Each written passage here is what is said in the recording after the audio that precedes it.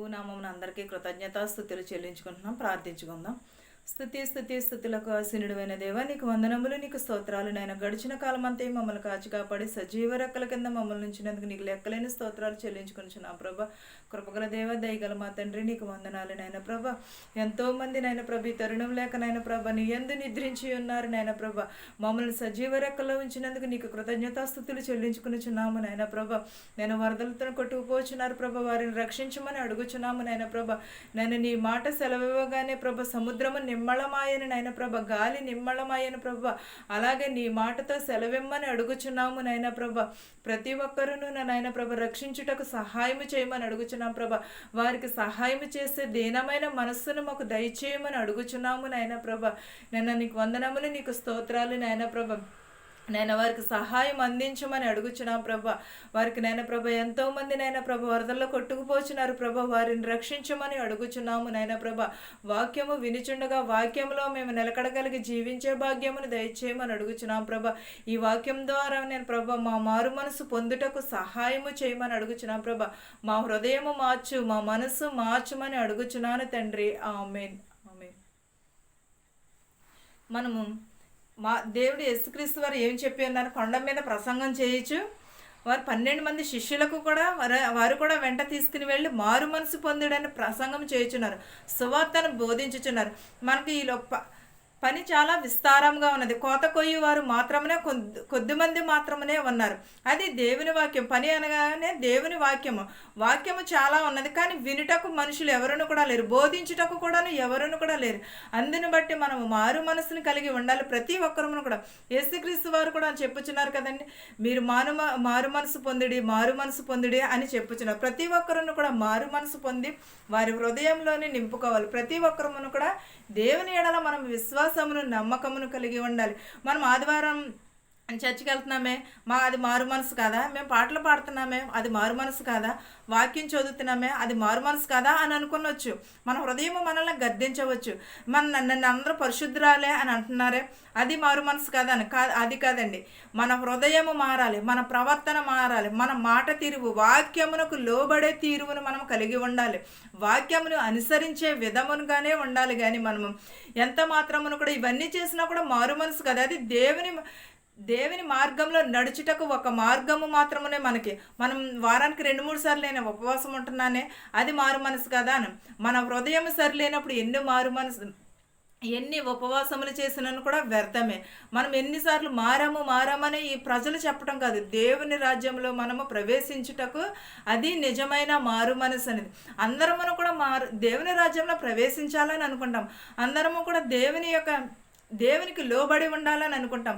ప్రతి ఒక్కరమును కూడా దేవుని సన్నిధిలో నేను ఇంకా హెచ్చుగా కనపడాలి అనే కాదు, కానీ వాక్యమునకు మాత్రమే మనం హెచ్చుగా ఉండాలి. వాక్యమునకు మాత్రమే మన మనస్సును కలిగి ఉండాలి తప్ప కానీ ఈ లోకపు మనుషుల చేత పొగడబడుటకు కాదు. ఎంత మాత్రం ఈ మనుషులు ఎదుటిగా పొగుడుతారు, వెనకాల తిడతారు, అది కాదు. మనము వాక్యమునకు లోబడినప్పుడు మన మాట తీరు కూడా ప్రతిదీ కూడా మారిపోతుంది. దేవుడు అది అనుభవించిన వారికి మాత్రమే తెలుస్తుంది. మనం అనుభవించి చూస్తేనే మాత్రమే తెలుస్తుంది తప్ప కానీ ఎంత మాత్రమును కూడా అది అనుభవంలో ఉన్న వారికి మాత్రమే తెలుస్తుంది. మనం వాక్యంలోకి వెళదామండి. మత్తయి సువార్త 10:2 చూద్దామండి. 12 మంది అపోస్తలుల పేర్లు ఏవనగా, మొదట పేతురు అనబడిన సీమోను, అతని సహోదరుడగు ఆంద్రేయు, జెబెదయి కుమారుడగు యాకోబు, అతని సహోదరుడగు యోహాను, ఫిలిస్తీయు, బరోలిమాయి, తోమా, సుంకరి అయిన మత్తయి, అల్పాయి కుమారుడగు యాకోబు, తదయ్యను మారుపేరు గల లేబేయి, కానానీయుడైన సీమోను, ఆయనను అప్పగించిన ఇస్కరియోతు యూదా. యేసు 12 మందిని పంపుచు వారిని చూచి వారికి ఆజ్ఞాపించినదేమనగా, మీరు అన్యజనుల దారిలోనికి వెళ్ళకుడి, సమరయులయే పట్టణములనైనను ప్రవేశింపకుడి గాని ఇశ్రాయేలుల వంశంలోని నశించిన గొర్రెల యొద్దకే వెళ్ళుడి. ఏంటండి, ఈ 12 మంది శిష్యులతో కూడా చెప్పుచున్నారు. 12 మంది అపోస్తులైన పేర్లు ఏవనగా పేతురును, సీమోనును, వీరందరిని కూడా యేసుక్రీస్తు ఈ 12 మందిని పంపుచు వారికి ఆజ్ఞాపించినదేమనగా, మీరు అన్యజనుల దారిలోకి వెళ్ళకుడి, ఎంత మాత్రం గొర్రెల వలె మీరు గొర్రెల వద్దకు మాత్రమే వెళ్ళుడని యేసుక్రీస్తు వారు వీరికి చెప్పుచున్నారు. ఎలా? అన్యజనుల దారులకు. అన్యజనులు ఎవరో? దేవుని ఎరిగిన బిడ్డల వారే మీరు వెళ్ళకుడు, కానీ మీరు నిజముగా క్రీస్తుని ఎరిగి మీరు దేవునికి సువార్త చేయమని చెప్పుచున్నారు. మన పట్టణములలోనైనాను ప్రవేశింపకుడు, కానీ ఇశ్రాయేలుల వంశంలోని నశించిన గొర్రెల యొద్దకు వెళ్ళుడి. ఏంటంటే ఇశ్రాయేలు గొర్రెల వద్దకనే వెళ్ళమంటున్నారు, కానీ అన్యజనుల యొద్దకు వెళ్ళకుడి అని చెప్పుచున్నాడు. వెళ్ళుచు పరలోక రాజ్యమును సమీపించి ఉన్నదని ప్రకటించుడు. ఏంటండి? నశించిన గొర్రెల వద్దకు వెళ్ళి మీరు పరలోక రాజ్యము సమీపించి ఉన్నదని సువార్తను ప్రకటించమని చెప్పుచున్నాడు. వీళ్ళందరికీ కూడా మనమే ఏం చెప్పుచున్నాము? చాలామంది ప్రసంగం చేయుచున్నారు, చాలామంది బోధిస్తున్నారు. వారు ఎంత మాత్రమును కూడా ఏమి ఎరిగి ఉన్నారండి? ఈ లోకపు వైపు బోధ చేస్తున్నారు, కానీ వాక్యముగా సూటిగా బోధించేవారు ఒక్కరును కూడా లేరు. ఏమని చెప్పుచున్నారు? పరలోక రాజ్యము సమీపించి ఉన్నదని యేసుక్రీస్తు వారు కూడా అదే బోధ చేయుచున్నారు. 12 మంది శిష్యులను కూడా అదే బోధ చేయమని చెప్పుచున్నారు. ఈ 12 మంది శిష్యులతో చెప్పుచున్నారు, పరలోక రాజ్యము ప్రవేశించి ఉన్నదని మీరు బోధ చేయుడి, సువార్తను ప్రకటించుడని. మత్తయి సువార్త 8 చూద్దామండి. రోగులను స్వస్థపరచుడి, చనిపోయిన వారిని లేపుడి, కుష్ఠు రోగులను శుద్ధులుగా చేయుడి, దెయ్యములను వెళ్ళగొట్టుడి, ఉచితముగా పొందితిరి గనుక ఉచితముగానే ఇయ్యుడి. ఏమని చెప్పుచున్నాడు? ఈ రోజుల్లో ఈ పరిస్థితుల్లో బోధ చాలా అమ్ముడు పోచున్నదండి. బోధగా అమ్ముడు పోచున్నది. అలాగ చేయవద్దను. ఈ బోధ మీకు ఉచితముగా వచ్చింది, ఉచితముగానే చెయ్యుడి అని చెప్పుచున్నారు యేసుక్రీస్తు వారు. ఈ రోజుల్లో ప్రార్థన చేస్తున్నారు అనుకోండి, ఏమంటున్నారు? 10,000 పట్టుకురా, దేవుడు నిన్ను స్వస్థపరుస్తాడు, నిన్ను బాగు చేస్తాడని ఇవి బోధలు ఎక్కువైపోయినాయి అండి ఈ రోజులో. ఆ దేవుడు ఏమని చెప్పిన? ఉచితంగా వచ్చినది బోధన ఉచితంగాను మాత్రమే చేయమని చెప్తున్నాడు. అంతేగాని ఎంత మాత్రమును కూడా డబ్బులు తీసుకోమని చెప్పట్లేదండి. చనిపోయిన వారి లేపుడి, కుష్టి రోగులను శుద్ధులుగానే చేయుడి, దెయ్యములను పట్టిన వెళ్ళగొట్టుడి, ఉచితముగా పొందితిరి ఉచితముగానే చేయుడని. రోగులను స్వస్థపరచమంటున్నాడు, దెయ్యములు పట్టిన వారిని స్వస్థపరచమని చెప్పుచున్నాడు, కుష్టి రోగులను స్వస్థపరచమని. కానీ వారి దగ్గర డబ్బులు తీసుకోకుండా మీరు ఉచితంగా వచ్చినది కాబట్టి ఉచితముగానే చేయుడి అని, సువార్తను ప్రకటించుడి అని ఉచితంగానే వారిని స్వస్థపరచుడి అని చెప్పుచున్నాడు. మనం ఉచితంగా ఇచ్చినప్పుడు మన దేవునికి, మన తోటి వారికి కూడా ఉచితంగానే స్వస్థత చేయమని చెప్పుచున్నాడు. సువార్త అంటే ఈ రోజుల్లో ఏమైపోతున్నది? డబ్బుతో కొనుచున్నారు. వారు ₹1 పెడితే 10 రూపాయల కోసం ఎదురు చూస్తున్నారు. సువార్త అనగా ఒక వ్యాపారం అయిపోయింది ఈ రోజుల్లోని.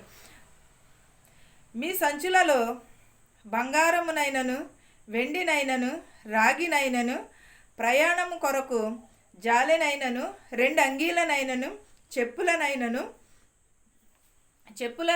చేతికర్రనైనను సిద్ధము చేసుకొనకుడి. ఏంటదండి? మీరు ప్రసంగం సువార్తను చేయుచున్నప్పుడు, మీరు సువార్తను ప్రకటించుచున్నప్పుడు ఒక కర్రనైనను ఒక సంచినైనను ఒక బట్టనైనను కూడా మీరు సిద్ధపరచుకొనుకుడే అని చెప్పుచున్నారు యేసుక్రీస్తు. ఎందువల్లంటే యేసుక్రీస్తు వారే చూసుకుంటారు అవన్నీ కూడా. దేవుడు మనము సువార్త చేయమని చెప్పినప్పుడు సమస్తమును కూడా దేవుడే చూసుకుంటాడు కదండి. దేవుడు ఇచ్చిన ఇది సువార్త, దేవుడు చేయమని చెప్పిన సువార్త. అలాంటినప్పుడు దేవుడు మన కొరకు సిద్ధపాటు చేయడంటాడా? మనం ఇంత శుద్ధి కలిగి, ఇంత మారు మనసును కలిగి ఉన్నప్పుడు దేవుడికి ఏదైనా సాధ్యం కాదంటారా? ప్రతీది కూడా సాధ్యమే. మనకంటే అసాధ్యము, కానీ దేవునికి సమస్తమును కూడా సాధ్యమే అవుతుంది. అలాంటినప్పుడు రేపటి దినమును గురించి అతిశయపడకూడదు అని చెప్పుచున్నాడు. ఇవన్నీ తీసుకెళ్ళటం వలన మనం ఇంకొక రోజు కోసం ఎదురు చూస్తున్నట్టే కదండి. అందుని బట్టి ఏమని చెప్పుచున్నాడు? మీరు ఉచితముగా చేయుడి సువార్త అని చెప్పుచున్నాడు. ఉచితముగా పొంది ఉన్నారు కాబట్టి ఉచితముగానే చేయమని చెప్పుచున్నాడు. బంగారంనైనను వెండినైనను రాగినైనను కూడా ప్రయాణం కొరకు జాలినైనను 2 అంగీలనైనను చెప్పులనైనను కర్రనైనను సిద్ధపరచుకొనకుడి అని చెప్పుచున్నాడు. మనం ఇవన్నీ సిద్ధపరచు రేపటి దినమును గురించి. అదేంటంటే దేవుడే ఏర్పాటు చేసి ఉన్నాడు. ఇవన్నీ కూడా దేవుడే చూసుకుంటాడు సమస్తమును కూడా. 10వ వచనం చూద్దామండి. పనివాడు తన ఆహారమునకు పాత్రుడు కాడా? ఏంటండి? మనము దేవుని పని చేయించినప్పుడు దేవుడే మనకి ఇస్తాడు కదా. మనము వాటి కోసం ఎదురు చూడకూడదు కదా. ప్రతి ఒక్కరు మనకు కూడా దేవుడు ఇస్తాడు. ఎందువలన దేవుడు ఏర్పాటు చేసుకున్నాడు. పనివాడు ఉచితంగా మీ సంచిలోని పనివాడు తన ఆహారమునకు పాత్రుడు కాడా అని అడుగుచున్నాడు. ఏంటంటే పనివాడు తన ఆహారము కొరకు పాత్రుడు కాడా అని అడుగుచున్నాడు యేసుక్రీస్తు వారు. ఎందువలన శిష్యులను అడుగుచున్నాడు, 12 మంది శిష్యులను అడుగుచున్నాడు, మీరు పనివారికి, మనం పని చేయటానికి వెళుచున్నాం, పని చేయటానికి వెళుచున్నప్పుడు దేవుడే మనకు ఆహారాన్ని సిద్ధం చేస్తాడు, దేవుడే చేస్తాడు. మరియు మీరు ఏ పట్టణములలోనైనను గ్రామములలోనైనను ప్రవేశించినప్పుడు అందులో ఎవడు యోగ్యుడో విచారణ చేసి అక్కడ నుండి ప్రవేశించుచు ఇంటి వారికి శుభమని చెప్పుడు. ఏంటంటే మనం ఎక్కడికైతే వెళ్ళి ప్రసంగం సువార్తను చేయుచున్నామో, ఎక్కడికైతే మనం వెళ్ళి సువార్తను మారు మనసును పొందుడి, మీరు రక్షింపబడుడి అని, స్వస్థ పొందుడి అని మనం ఎక్కడైతే మనము చేయుచున్నామో అక్కడ ఆ ఇంటి వారిని మనము శుభమని చెప్పి రావాలండి. అది శుభమని చెప్పుట మనము చెప్పుట వారికి దీవెనకరము. మన శుభము అనగా వారికి దీవించుట, వారికి శుభమని చెప్పుట వలన మనం శుభమని చెప్పుడని. మీరు ఏ గ్రామంలోనైనా ప్రవేశించినా ఏ పట్టణంలోనైనా మీరు శుభమని చెప్పుటకు యోగ్యులో కారో అని గ్రహించి శుభమని చెప్పుమని చెప్పుచున్నాడు. బస చేయుడి, అక్కడ బస చేయటం అంటే అక్కడ ఆ రోజు ఉండి వారికి శుభమని చెప్పి వారి విశ్రాంతి తీసుకుని అక్కడ బస చేసిన ఎడల శుభమని చెప్పి రమ్మని అంటున్నాడు. ఆ ఇల్లు యోగ్యమైనదైతే మీ సమాధానము దాని మీదకి వచ్చును, అది అయోగ్యమైనదైతే మీ సమాధానము మీకు తిరిగి వచ్చును. ఏంటండి, అది మనం శుభమని చెప్పినప్పుడు అది యోగ్యత కలిగి, మనం ఇప్పుడు ఒకవేళ ఒక చిన్న ఉదాహరణ అండి, మనము ఒకవేళ దేనినైనా ఆశిస్తున్నాం అనుకోండి, దేవుని ఒకవేళ మనకి ఏదైనా వస్తువు లేదనుకోండి, ఆ వస్తువు కోసం దేవుని ప్రార్థిస్తున్నాం అనుకోండి, మనకి దేవుడు అది మనకు మంచిదైతే దేవుడు ముందే సిద్ధపరిచి ఉంచుతాడు. ఒకవేళ దానికి మనం యోగ్యత లేదనుకోండి, మనకి యోగ్యత లేదనుకో, అది దేవుడు అక్కడి నుంచి తీసివేస్తాడు కదా. అలాగే మనము కూడా మనం వెళ్ళినప్పుడు ఆ ఇల్లు యోగ్యత లేనిదని మనం శుభమని దీవించి వచ్చినప్పుడు వారి దీవెనలు పొందుకునేవారా కాదా అని మనం మనకు తెలియదు కదండి, దీవెనలు వారు పొందుకునేవారా లేరా అని. అందరూ పైకి చాలా బాగా కనిపిస్తూ ఉంటారు, కానీ హృదయంలో ఏమన్నది ఎవరికైనా కూడా తెలియదు. అది ఒకవేళ మనము నీ కుటుంబము నువ్వు దీవింపబడదువు గాక అని ఆశీర్వదించామనుకోండి, ఆ ఆశీర్వాదం వాళ్ళకి యోగ్యమైనదైతే వాళ్ళు ఆశీర్వదింపబడతారు, లేదంటే తిరిగి మళ్ళీ మనకి అది తిరిగి వస్తుందని చెప్పుచున్నాడు. వాళ్ళకి యోగ్యత ఉన్నదా లేదా అని. మనం ఇప్పుడు చాలామంది కూడా ఒక ఉద్యోగం కోసం చూస్తున్నారండి. ఉద్యోగం కోసం చూస్తే ఆ ఉద్యోగము నాకు ప్రభువా నేను ఒక డాక్టర్ని అవ్వాలని అనుకుంటున్నాను, నన్ను డాక్టర్ని చెయ్యి అని చాలామంది ప్రార్థిస్తూ ఉంటారు. ఆ ప్రార్థించినప్పుడు అది దానికి మనకి యోగ్యత ఉన్నదనుకో అది మనకి వస్తుంది, మనం దానికి యోగ్యులం కాదనుకో రాదు. కానీ అది తిరిగి మళ్ళీ ఎప్పటికైనా కూడా అది కాకపోతే దేవుడు ఇంకొకటి ఇస్తానని చెప్పుచున్నాడు.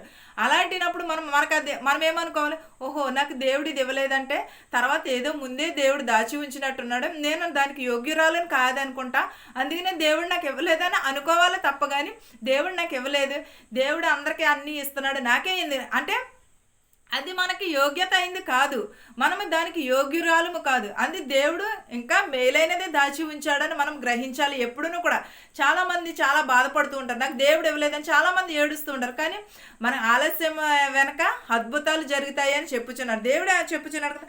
ఒకవేళ దానికి మీరు యోగ్యులైతే అది మీకు వస్తుంది, లేదని ఎడలైతే దీవింపబడిన వారికి ఆ దీవెనలు వెళుతాయని చెప్పుచున్నాడు. మనం ఒక్కటి మనసులో పెట్టుకోవాలి, దేవుడు ఇవ్వలేదు అంటే నేను యోగ్యురాలను కాదేమో అని మన హృదయం మనం గద్దించుకోవాలి, అంతేగాని దేవుడిని నిందించటం కాదండి. ప్రతి ఒక్కరూ కూడా ఆ ఇంటిలోని శుభమని చెప్పి ఆ ఇంటి వారికి శుభమని చెప్పుడి. ఆ ఇల్లు యోగ్యమైనదైతే మీ సమాధానము దాని మీదకి వచ్చును, అది అయోగ్యమైనదైతే మీ సమాధానము మీకు తిరిగి వచ్చును. ఎవడైనాను మిమ్మును చేర్చుకొనక మీ మాటలు వినకుండిన ఎడల మీరు ఆ ఇంటినైనను ఆ పట్టణమునైనను విడిచిపోయినప్పుడు మీ పాదధూళి దులిపివేయుడి. ఏంటండి, ఎవరమైనా ఒక సువార్తను చేయించినప్పుడు చాలామంది నాకు నిజంగానే జరిగినదండి. నేను దేవునిలోకి వచ్చిన తర్వాత అక్క మీరు చాలా బాగా ప్రసంగం చేస్తున్నారు అక్క మా చర్చికి రండి అని అడుగుతున్నారు, కానీ తర్వాత మళ్ళీ వాళ్ళు ఫోన్ చేయట్లేదు, వాళ్ళు పిలవట్లేదు. అంటే నేను దానికి యోగ్యురాలనే, దేవుడు ఎంచుకున్నాడు కాబట్టి, కానీ వాళ్ళు యోగ్యులు కాదు, వాళ్ళు యోగ్యులు కదా. తర్వాత ఇంకొకరు ఈ రోజున నన్ను చాలామంది దేవుని సేవక్రమం చాలామంది పిలిచింది.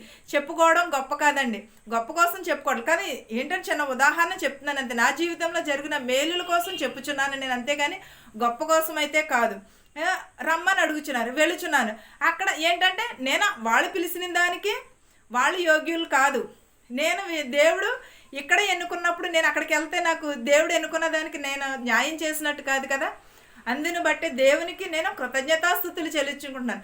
మనవపూర్వకంగా దేవునికి నేను కృతజ్ఞతాస్థుతులు చెల్లించుకునిచున్నాను. చాలామంది యూట్యూబ్లో చూసి చాలామంది చేశారండి. నాకు నిజంగానే నిడదోలు అవన్నీ చాలామంది నుంచి వచ్చినాయి. చాలా బాగా చేస్తున్నారు అక్క, మీరు మా చర్చికి రండి.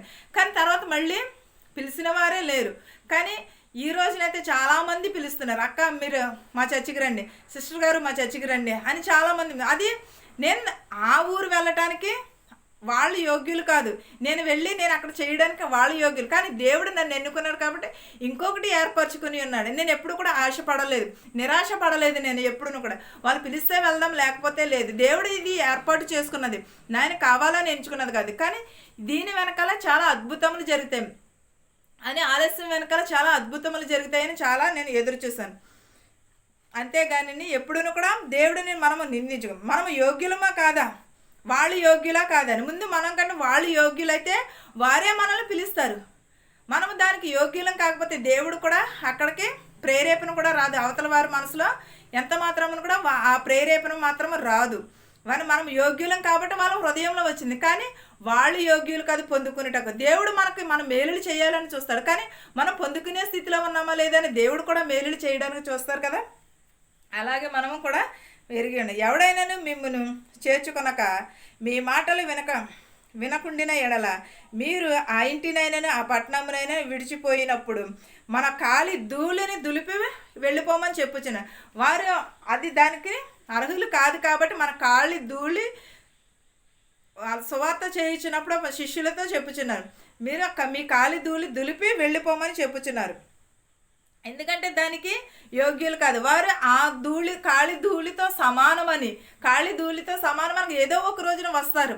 దేవుడు ఏదో ఒక రోజున వచ్చి వారికి ప్రేరేపణ కలిగినప్పుడు దేవుడే వారిని ప్రేరేపించి తీసుకువెళ్ళాలని చెప్పుచుంటారు. మత్తయి సువార్త 15 చూద్దామండి. విమర్శన దినమందు ఆ పట్టణపు గతి కంటే సొదొమ గోమారు ప్రదేశముల గతి ఓర్వ తగినదై ఉండునని నిశ్చయముగా మీతో చెప్పుచున్నాను. ఏంటండి, విమర్శన దినమందు ఆ పట్టణము గతి ఏంటంటే సొదొమ గోమారు ప్రదేశముల గతి ఓర్వలేనిదై ఉండునని నిశ్చయముగా మీతో చెప్పుచున్నాను. ఏంటదండి, సొదొమ గోమారు వారవలేని. ఈ రోజుల్లో చాలామంది కూడా వారవలేని. ఎవరైనా మంచి బట్ట కట్టుకుంటే వారవలేని వాళ్ళే. ఎవరైనా కూడా ఈ రోజుల్లో ఎవరైనా సరే బాగుంటే వారవలేని వాళ్ళే తప్పకండి. ఎవరైనా సొదొమ పట్టణంలో దేవుడు చాలా ఆశీర్వదించాడు. అలాంటిది దానిని వారవలేక చాలామంది కూడా మనం ఈ లోకపు సంబంధమైన నిజంగా అంతే కదండి. ఎవరైనా కొంచెం బాగుంటే వారు బాబోయ్ ఏంటి వీళ్ళు ఏంటి అని అనుకుంటూ ఉంటారు. కానీ దేవుడు ఏ సమయాన్ని ఏది చేయాలని దేవుడు ముందే రాసిపెట్టి ఉంచుతాడు. దేవుడు ఆ టయాన్ని అవి వెల్లడి చేస్తాడు. అలాగే ప్రతి ఒక్కరము కూడా ఎదుటివారిని చూసి వారవలేని స్థితిలో ఉండకూడదు. మనం ఎదుటివారు చూసినప్పుడు వాళ్ళు వారవలేని స్థితిలో ఉన్నామనుకోండి, దేవుడు మనకి రేపొద్దున మనల్ని చూసి ఇంకొకళ్ళు అలా అనుకుంటారేమో కదా. ముందు మన హృదయం శుద్ధిగా ఉన్నప్పుడు ప్రతిదీ కూడా శుద్ధిగానే మన చూపు తేటగా ఉంటే మన దేహం అంతయు కూడా తేటగానే కనిపించును. మనం ఎప్పుడూ కూడా మన దేహమును మన చూపును చాలా తేటగా ఉంచుకో. మన చూపు తేటగా ఉండిన ఏడల ప్రతిదీని కూడా తేటగానే కనిపించును. అందుకని మనం వారవలేని స్థితిలో ఉండకూడదు. ఎప్పుడు నిశ్చయముగా నీతో చెప్పుచున్నాను నేను. 16 చూద్దామండి. ఇదిగో తోడేళ్ల మధ్యకు గొర్రెలను పంపినట్లు నేను మిమ్మును పంపుచున్నాను గనుక పాముల వలె వివేకులను పావురము వలె నిష్కపటమై ఉండుడి. ఏంటండి, మిమ్మల్ని తోడేళ్ల మధ్యనకును గొర్రెల మధ్యకును పంపుచున్నాను. నేను మిమ్మల్ని పంపుచున్నాను గనుక పాముల వలె వివేకమును పావురము వలె నిష్కపటమై ఉండుడి. ఏంటదండి, తోడేళ్ళు అనగా ఎవరండి, మనమే. ఎవరో తోడేళ్ళు అంటే జంతువులు అనుకుంటాం. బోధ చేయుటకు తోడేళ్ల మయ్యానికి పంపుచున్నాను, సువార్త ప్రకటించుటకు తోడేళ్ల మయ్యానికి పంపుచున్నాను. మీరు పాము వలన పావురము వలన నిష్కపటమైన మనసు గల. పాము నెమ్మదిగా వస్తుంది. పావురము నెమ్మదిగా ఉంటుంది. అలాగా ఉండమని చెప్పుచున్నాను. యేసుక్రీస్తు వారు ఇంత విధిగా బోధించుచున్నప్పుడు మనము మనుషులమైన మనం ఎందుకని గ్రహించలేకపోతున్నాం? జంతువులకు ఉన్నంత వినయము మనకు లేదే మనుషులకు మనకి ఇంకెంత వినయం కలిగి ఉండాలి? మనము దేవుని ఎడల ఇంకెంత నమ్మకమును కలిగి ఉండాలి. ప్రతి ఒక్కరమును కూడా చాలామంది విజయవాడలో చూసారా ఎంత వరదలు వచ్చి కొట్టుకుపోతున్నాయో, బెజవాడలో కొట్టుకుపోతున్నాయో, నూజివీడులోని ఇన్ని దేశాలు కొట్టుకుపోతున్నాయి. కానీ మన దేశాన్ని సజీవ రెక్కల కింద ఉంచి ఉన్నాడంటే మనము దేవునికి ఎంత వినయమును కలిగి ఉండాలి, మనం ఎంత కృతజ్ఞతలు చెల్లించుకోవాలి. ఈ తరుణం లేకే కదా చాలామంది కూడా బాధపడుచున్నారు. ఎన్ని వరదల్లో దేవుడు మనల్ని ఎంత సజీవ రెక్కల కింద ఉంచాడని దేవునికి కృతజ్ఞతాస్థుతులు చెల్లించుకోవాలి. హృదయపూర్వకంగా దేవునికి వందనములు దేవుని ఎడల మనము మారు మనసును కలిగి ఉండాలి. మన వాక్యం ఎడల నిలకడ కలిగి ఉండాలి. చాలామంది కూడా ఎంతమంది చనిపోతున్నారండి, వరదలు వస్తున్నాయి, వానలు ఇళ్ళు కొట్టుకుపోతున్నాయి. అలాంటినప్పుడు మనము ఎంత దేవుడు మనల్ని ఇంత ఇదిగా ఉంచినందుకు ఎంత మనము రుణపడి ఉండాలంటారా? ఎంత సమాధానమును, కనికరమును, నిరీక్షణ కలిగి ఉండాలి కదా. ప్రతి ఒక్కరును కూడా మనము దేవుని ఎడల ఎంత నమ్మకం, దేవుని ఎరిగిన అన్యజనులు చనిపోతున్నారు. అన్యజనులే కదండి దేవుని ఎరిగిన బిడ్డలు, దేవునికి తెలిసిన వారు కూడా చనిపోతున్నారు. కానీ దేవుడు మనల్ని ఎంత ఆశీర్వదించినందుకు మనము దేవునికి ఎంతైనా రుణపడి ఉండాలని అడుగుచున్నాం. ప్రతి ఒక్కరును కూడా వారి కోసము ప్రార్థన చేయండి. విజయవాడ కోసము, బెజవాడ కోసము, నూజివీడు కోసము, చాలా ఊరుల్లో కొట్టుకుపోతున్నారు. మనకి తగినంత సహాయం చేద్దాము. మనకి ఉన్న దాంట్లోనే కొంచెమే సాయం చేద్దాం. చాలామంది మంచినీళ్ళు లేక చాలామంది బాధపడుచున్నారు. వారి కోసం కూడా ప్రార్థన చేయండి. ప్రతి ఒక్కరును కూడా వారి కోసము ప్రార్థన చేయండి. నిత్యం దేవుడు మనకి ఆహారమునిచ్చాడు, మంచి వాతావరణమునిచ్చాడు. దేవుడు మనల్ని ఇంతగా ఉంచినందుకు దేవునికి మనము రుణపడి ఉన్నాం. మనం ఎప్పుడూ కూడా తోటివారితో సహవాసము కలిగి ఉందాం. మన తోటి వారికి సహాయం చేసే గుణమును కలిగి ఉందాము. ప్రతి ఒక్కరును కూడా వారందరి కోసము కూడా ప్రార్థన చేయమని అడుగుచున్నాను. మీ వాక్యము మీ హృదయంలో నింపుకొని మీకు కృపయు సమాధానములు కలుగును గాక. ఆమేన్. ప్రార్థించుకుందాం. స్తుతులకు ఆసనుడమైన దేవా, నీకు వందనములు, నీకు స్తోత్రాలు. నైనా గడిచిన కాలమంతా మమ్మల్ని కాచి కాపాడే సజీవ రెక్కల కింద ఉంచినందుకు నీకు స్తోత్రాలు, నీకు వందనాలు. నైనా ప్రభువా, నేను ఇతర దేశంలో నైనా ప్రభా ఎంతోమంది కొట్టుకుపోతున్నారు. నైనా ప్రభా విజయవాడలో, నూజివీడులో, బెజవాడలోని నైనా ప్రభా ఇంకా చాలా చోట్ల నైనా ప్రభా మాకు తెలియనివి చాలా దేశాలు ఉన్నాయి ప్రభా. వారందరినీ రక్షించి నైనా ప్రభా వారికి ఆహారం అందుటకు సహాయం చేయమని అడుగుచున్నాం ప్రభా. వారికి నీళ్లు దొరుకుటకు సహాయం చేయమని అడుగుచున్నాం ప్రభా. వారికి సహాయం అందించుటకు ప్రభా ప్రభుత్వం సహకరించుటకు సహాయము చేయమని అడుగుచున్నాం ప్రభా. ప్రతి ఒక్కరిని రక్షించు నాయన ప్రభా. ప్రతి ఒక్కరిని ప్రభ కాపాడమని అడుగుచున్నాము నాయన ప్రభా. నేను నీ మాట సెలవివ్వగానే ప్రతిదీ నిమ్మళమాయను నాయన ప్రభా. ఆ దేశాన్ని కూడా ప్రభ నీ మాటతోటి సెలవిమ్మని అడుగుచున్నాము నాయన ప్రభా. మేము ఎంతటి వారు నాయన ప్రభా. నేను ప్రభా నీకే మేము కృతజ్ఞతాస్థుతులు చెల్లించుకొనిచున్నాం ప్రభా. మా దేశాన్ని కాపాడి ఇలాగ ఉంచినందుకు నీకు లెక్కలేని స్తోత్రాలు చెల్లించుకొనిచున్నాం ప్రభా. మా శత్రువుల్ని మిత్రువులను కూడా కాపాడమని అడుగుచున్నాము నాయన ప్రభ. ప్రతి ఒక్క కుటుంబంలో శాంతిని సమాధానమును దయచేయమని అడుగుచున్నాం ప్రభ. నాయన ప్రభ ఎంతో మంది నాయన ప్రభ కొట్టుకుపోచున్నారు ప్రభ. వారందరినీ రక్షించుటకు వారందరినీ ప్రభ కాపాడమని అడుగుచున్నాము నాయన ప్రభ. నేను ప్రభ ఇతర దేశంలో నేను ప్రభ పనిచేయుచుండగా ప్రభ వారికి శక్తిని బలాన్ని దయచేయమని అడుగుచున్నాం ప్రభ. ఎంబెస్సీలో ఉన్న వారిని కూడా దీవించి అడుగుచున్నాం ప్రభ. వారికి పని దయచేయమని అడుగుచున్నాం ప్రభ. మెడికల్ చేయించుకుంటున్న వారికి కూడా నేను ప్రభ వారి మెడికల్ అయ్యేటకు సహాయం చేయమని అడుగుచున్నాం ప్రభ. ఇతర దేశం వెళ్ళాలని ప్రయాణం పెట్టుకున్నారు ప్రభ. వారి ప్రయాణంలో తోడు నీడుగా ఉండమని అడుగుచున్నాం ప్రభ. ప్రభ ఇతర దేశం నుంచి ప్రభ ఇండియాకి రావాలని ప్రయాణం పెట్టుకున్న వారు ప్రయాణం అంతట్లో తోడు నీడుగా ఉండమని అడుగుచున్నాము నాయన ప్రభ. నాయన నీకు వందనములు, నీకు స్తోత్రాలు నాయన ప్రభ. చదువుకున్న బిడ్డలను దీవించమని అడుగుచున్నాం ప్రభ. యవనస్తులను దీవించమని అడుగుచున్నాం ప్రభ. యవనరాలను దీవించమని అడుగుచున్నాం ప్రభ. వృద్ధాప్యంలో ఉన్న వారిని దీవించమని అడుగుచున్నాం ప్రభ. నాయుడు వయసులో ఉన్న వారిని దీవించమని అడుగుచున్నాం ప్రభ. యవనస్తులు త్రొట్టిల్లపోకుండా కాపాడమని అడుగుచున్నాం ప్రభ. నేను ప్రతి ఒక్క బిడ్డని దీవించి ఆశీర్వదించమని అడుగుచున్నాము నాయన ప్రభ. నీకే స్తోత్రము గానము చేయుచున్నాం ప్రభ. గడిచిన కాలమంతయు మమ్మల్ని కాచి కాపాడమని అడుగుచున్నాను నాయన ప్రభ. స్వస్థపరచమని అడుగుచున్నాము నాయన ప్రభ. నేను ఇంకనూ ఎవరినైతే మర్చిపోయి ఉంటే వారందరినీ కూడా దీవించమని అడుగుచున్నాం ప్రభ. నేను విధవరాల్ని దీవించమని అడుగుచున్నాం ప్రభా. వారి బిడ్డలని నువ్వు దీవించమని అడుగుచున్నాం ప్రభా. బీపీ షుగర్లతో బాధపడుచున్న వారి కంట్రోల్లో ఉండేటొక సహాయము చేయమని అడుగుచున్నాము నాయనా ప్రభా. బస్సులో వెలిచినటువంటి, రైల్లో వెలిచినటువంటి, హెలికాప్టర్లో, ఆటోల్లో, ట్యాక్సీల్లో, బళ్ళ మీద వెలిచినట్టు వారి వారి గృహాలకి సురక్షితంగా చేర్చమని అడుగుచున్నాము నాయనా ప్రభా. యాక్సిడెంట్ అయి బాధపడుచున్నారు ప్రభా. వారి గాయములను ముట్టమని అడుగుచున్నాం ప్రభా. ఆపరేషన్ చేయించుకున్నారు నాయన ప్రభా. వారి గాయములను ముట్టమని అడుగుచున్నాము నాయనా ప్రభా. గర్భిణీ స్త్రీలను దీవించమని అడుగుచున్నాం ప్రభా. నేను ప్రభా వారికి సులువైన కానుపు దయచేయమని అడుగుచున్నాం ప్రభా. బాలింతలను దీవించమని అడుగుచున్నాం ప్రభా. పిల్లలు లేని వారికి పిల్లలు దయచేయమని అడుగుచున్నాము నాయనా ప్రభా. ఇంకా నువ్వు ఎవరినైతే మర్చిపోయి ఉంటే వారందరినీ కూడా దీవించి ఆశీర్వదించమని అడుగుచున్నాం ప్రభా. ప్రతి ఒక్క కుటుంబంలో శాంతిని, సమాధానమును దయచేయమని అడుగుచున్నాం ప్రభా. పరిచర్య చేస్తున్న వారిని, ఉద్యోగాలు చేసుకుంటున్న వారిని, ఉద్యోగాలు లేనంటి వారిని కూడా దీవించమని అడుగుచున్నాం ప్రభా. సొంత ఇల్లుల కోసం బాధపడుచున్నారు ప్రభా. సొంత ఇల్లులు దయచేయమని అడుగుచున్నాం ప్రభా. ఉద్యోగాలు లేక బాధపడుచున్నారు ప్రభా. ఉద్యోగములు దయచేయమని అడుగుచున్నాం ప్రభా. అప్పుల బాధల్లో ఉన్న వారిని కూడా దీవించమని, వారి అప్పుల బాధల నుంచి తీర్చమని అడుగుచున్నాము నాయన ప్రభా. ప్రతి ఒక్క కుటుంబం శాంతిని, సమాధానమును దయచేయమని అడుగుచున్నాం ప్రభా. శుభకార్యాలు చేసుకుంటున్న వారిని కూడా సమృద్ధికరమైన జీవితములు దయచేయమని అడుగుచున్నాం ప్రభా. నేను ఆపదలో ఉన్న వారిని కూడా కాపాడమని అడుగుచున్నాము నాయన ప్రభా. వారిని రక్షించమని అడుగుచున్నాము నాయన ప్రభా. ప్రతి ఒక్క కుటుంబంలో శాంతిని, సమాధానమును దయచేయమని అడుగుచున్నాను తండ్రి. ఆమేన్. పరలోకమందున్న మా తండ్రి, నీ నామము పరిశుద్ధపరచబడునుగాక, నీ రాజ్యం వచ్చునుగాక, నీ చిత్తము పరలోకమందు భూవేందు నెరవేరినట్లును మా అనుదినాహారము నేడు మాకు దయచేయము.